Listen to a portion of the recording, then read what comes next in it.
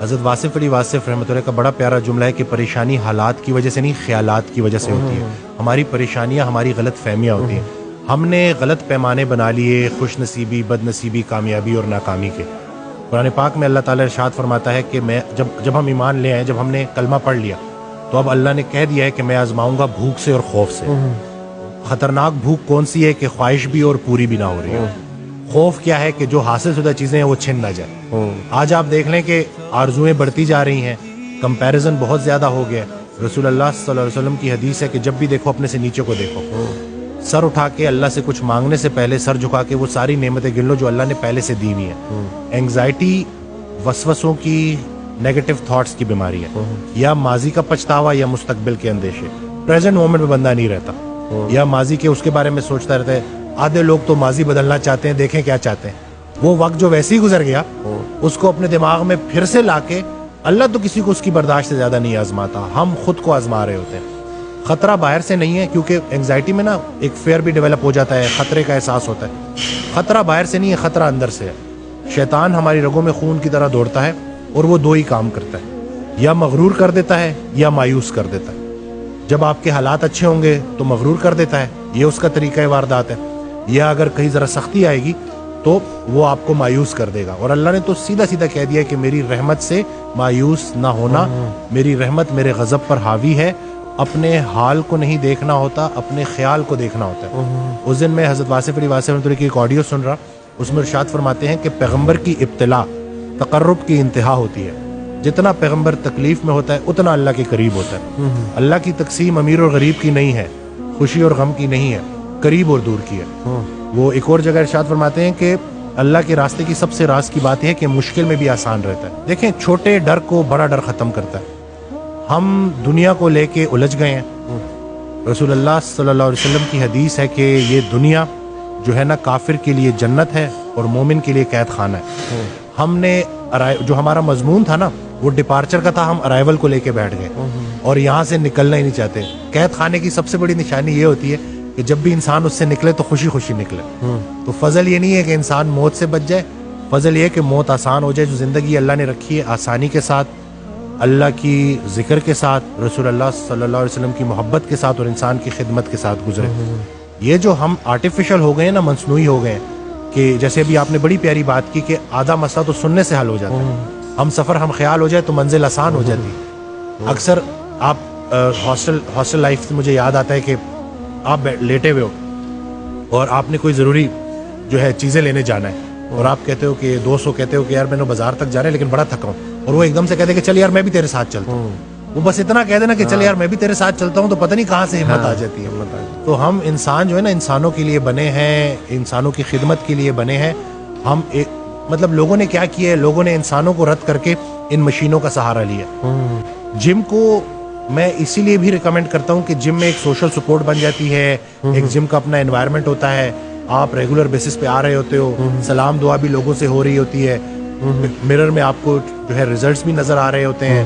تو یہ اس وجہ سے نا وہ ایک سپورٹ مل جاتا ہے ان اینگزائٹی ڈپریشن کے پیشنٹس کو کہ جو گھر میں ایک جگہ ایک کونے میں بیٹھے ہوئے ہیں. اور اب وہ جو تنہائی ہے نا وہ ان کے لیے سب سے خطرناک ثابت ہو رہی ہے، کیونکہ اب جو ایک فارغ بندہ ہے وہ جو ہے شیطان کے پورے کنٹرول میں ہوتا ہے اور وہ پھر ان تھاٹ سے نکل نہیں پاتا. سب سے بڑی ایڈکشن جو ہے نا وہ نیگیٹو تھاٹس کی ہے. اینگزائٹی ڈپریشن جس نے گزارا ہو اس سے پوچھیں کہ یہ کس حد تک خطرناک ہوتی ہے. ایکسرسائز کچھ ہارمونلی بھی چیزیں چینج کرتی ہے، یہ بھی میں بتا دوں.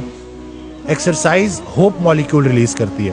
جب ہم مسلس کو کانٹریکٹ کرتے ہیں تو ہوپ مالیکیول ریلیز ہوتا ہے جس کے اینٹی اینگزائٹی اور اینٹی ڈپریسنٹ افیکٹس ہیں.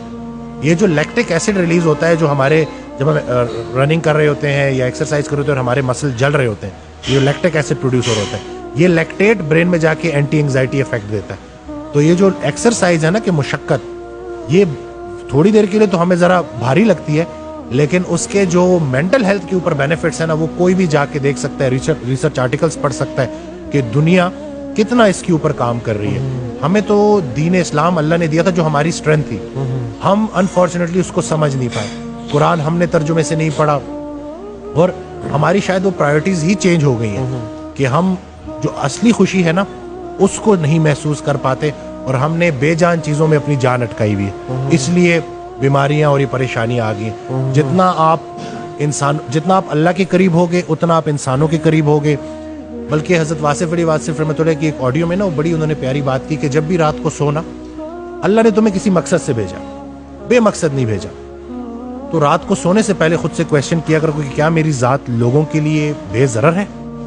اگر ہے تو مبارک ہو, دین کی ابتدا ہو گئی.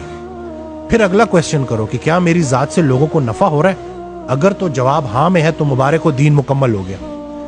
دین کی ابتدا بے ضرر ہونے سے ہوتی ہے اور انتہا فائدہ بخش ہونے سے ہوتی ہے. تو یہ ہم نے نا اس چیز کو لے کے چلنا ہے. اور یقین جانے میں خود اپنی جرنی بھی شیئر کر چکا ہوں. میں نے 3 ایئرز انگزائٹی کے ساتھ گزارے ہیں اور اس پورے پروسیس میں نا میں نے بڑا کچھ سیکھا. کیونکہ انسان وہ کہتے ہیں نا ڈوبتے کو تنکے کا سہارا, تو چھلانگیں مار رہا ہوتا ہے, کچھ نہ کچھ ڈھونڈ رہا ہوتا ہے. تو اسی دوران میں نے بڑی چیزیں سیکھیں. وہ راحت جو تمہیں سلا رہی ہے اس سے وہ تکلیف بہتر ہے جو تمہیں جگا رہی ہے. یہ جو اللہ کی طرف سے جو تکالیف آتی ہیں نا, یہ دعوت نامے ہیں جگانے کے لیے.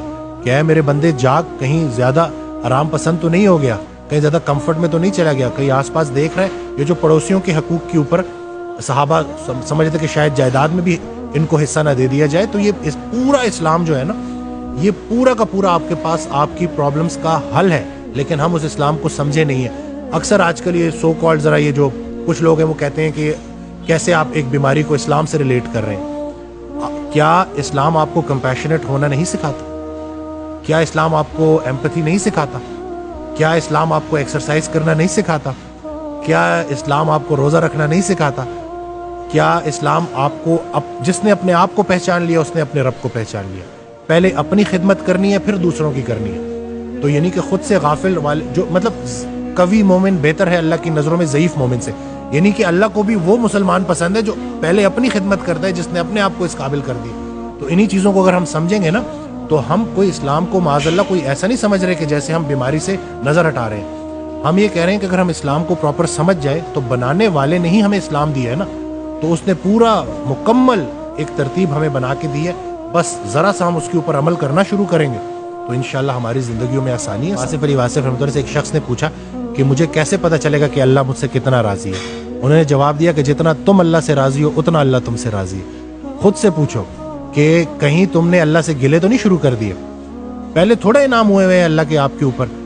ہمارا سب سے بڑا مسئلہ یہ ہے کہ ہم کمپیریزن کر رہے ہیں. Comparison is a colour of joy. ہم جب تک کمپیریزن نہیں چھوڑیں گے ہم نے موجود لمحے پہ راضی رہنا. بلکہ نفس مطمئنہ کے متعلق ان سے کویشچن ہوا نا کہ یہ کیسے اچیو کی جا سکتی ہے, یہ ہے کیا؟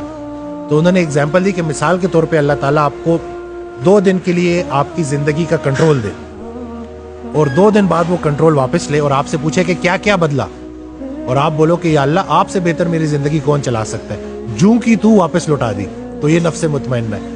اور یہ اگر ہم سمجھ جائیں نا کہ اللہ تعالیٰ ہمیں جس مشکل سے گزار رہا ہے, نہیں آتی کوئی پریشانی اس وقت تک جب تک وہ بڑی پریشانی کو ٹالنے نہ آئی ہو. ایمان وسوسے کی نفی کرتا ہے. جتنا اے ایمان والوں مزید ایمان لے کے آؤ. یہ کیوں ہے؟ کیونکہ جب تک یہ لائف ہے نا ٹرائلز آتے رہیں گے, مشکلات آتی رہیں گی, آسانی آتی رہے گی. جس نے اندھیرا نہیں دیکھا وہ روشنی کو کیسے دیکھ پائے گا؟ یہ دونوں, خیر کا خالق بھی اللہ ہے, شر کا خالق بھی اللہ ہے. بہت سارے لوگ نا جو گناہوں میں مبتلا ہو جاتے ہیں اور پھر وہ نا امید ہو جاتے ہیں, کیونکہ گناہ کے ذریعے شیطان کیا کرتا ہے کہ آپ کا دعاؤں پر سے یقین چھین لیتا ہے کہ اتنے گناہ ہو گئے ہیں اب کیا ہو سکتا ہے. حالانکہ اللہ تعالیٰ قرآن میں آپ کو بالکل ڈیفرنٹ بات بتا رہا ہے. وہ تو یہ تک کہہ رہا ہے کہ میں چاہوں تو تمہاری برائیوں کو نیکیوں میں کنورٹ کر دوں. تو تمہیں کس چیز نے جو ہے پریشان کیا ہوا ہے؟ خیال درست ہو جائے نا, منظر خیال بدل جائے تو منظر بدل جاتا ہے. لیکن لوگوں کا بیٹھنا, لوگوں میں اپنی سنگت کو دیکھنا کہ آپ کن لوگوں میں بیٹھ رہے ہو, کوئی ایک انسان اللہ کے حوالے سے منتخب کر لو اور اس کی بات ماننا شروع کر دو. میں تو یہی سمجھا. بلکہ وہ اکثر کہا کرتے تھے کہ جو صرف اللہ کو مانتا ہے نا اور انسانوں کو نہیں مانتا وہ شیطان بھی تھا. جب اللہ نے کہا کہ سجدہ کر, انہوں نے کہا میں نہیں کرتا, میں صرف آپ کو مانتا ہوں. ٹھیک ہے, تو راندہ درگاہ ہو گیا. تو یہ چیز سمجھنی ہے کہ آپ کی لائف میں دین کے اعتبار سے کوئی استاد ہے کہ نہیں ہے, جو آپ کا کام ہے اس سے ریلیٹڈ کوئی استاد ہے کہ نہیں ہے. یہ جو بے استاد لوگ ہیں نا, ڈاکٹر گوگل شریف نے جو ہے یہ بڑا کام خراب کیا ہے کہ اب لوگ گھر بیٹھے خود سے ڈاکٹر بن رہے ہیں.